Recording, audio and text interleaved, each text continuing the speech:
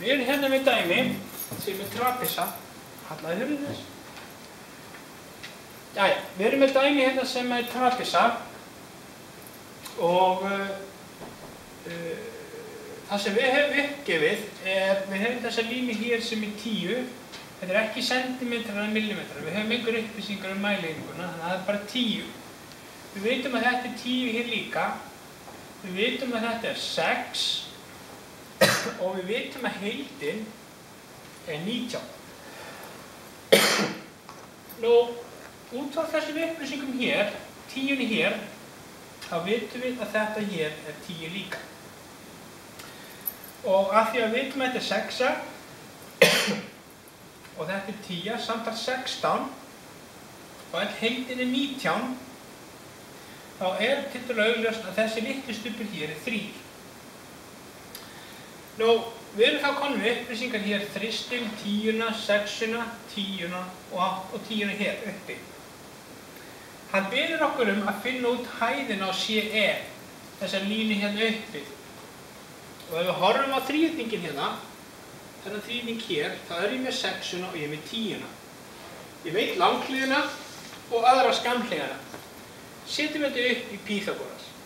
Skammhlið í öðruveldi pluss, svo sem við vitum ekki, í öðruveldi jafnt og langhliðin í öðruveldi 10. Reiknum út annaðveldið á báðum og færum það yfir, þannig að við erum með b í öðru er jafnt og 100 - 36. Tökum kvadratrótina báðum megin og þá vinstra megin og svo að svarinu sem er 64. Tökum kvadratrótina þá fáum við út að b er 8. Sem er þessi hlið hérna, þessi hæð. Við erum þá komin með hæðina. Nú, við gætum reikna út flatarmáli strax í raun og veru því að það er önnur flatarhliðin, hérna þessi 10, pluss hin flatarhliðin sem er 19. Og við erum raun og veru bara að taka þessar tvær hliðar og finna út meðaltalið þeirra. 10 sinnum 19 deilt með 2 og það er sinnum hæðin sem er þessi 8. Og þá fáum við út 190 deilt með 2 sinnum 8. 190 deilt með 2 er hérna 95 sinnum 8 sem var þá 750 já.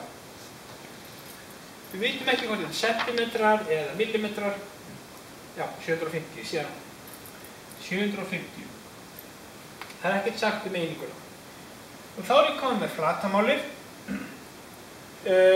Því næst er að finna lengdina á AF, en hún datt upp í hendunar okkur hérna áðan. Með smá klókindum, þá tókst okkur að finna út hvað þessi litli stubbur er, með 3. Nú, við erum að finna út strikið AB, sem er þetta strik hérðan og upp í B. Og ef við horfum á þríhyrninginn hérna sem við erum með hér, þá erum við litlinn hérna hér sem er 3. Nú, þessi hæð er nákvæmlega sama hæðin hér og er hérna, sem sagt, hún er 8. Setjum þá bara upp Pýþagóras til þess að finna út þessa AB-hlið, þar sem að skammhliðin önnur er 8, hin er 3, jafnt og langhlið. Setjum annarveldi á allan pakkan, 8 í öðruveldi er 64, 3 í öðruveldi er 9, samtals 73, tökum kvadratrótina báðum megin til þess að losna af annarveldið, þá fáum við út að C-ið, eða þessi hlið þarna, er 8,544.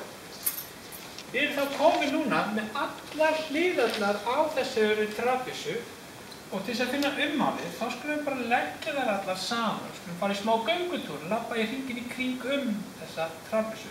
Við byrjum hérna, tókum 8,544, lögðum þá þessa 10 cm, eða 10 í viðbót og svo þessa 10 og svo tókum við allar 19 hérna alveg þvert yfir.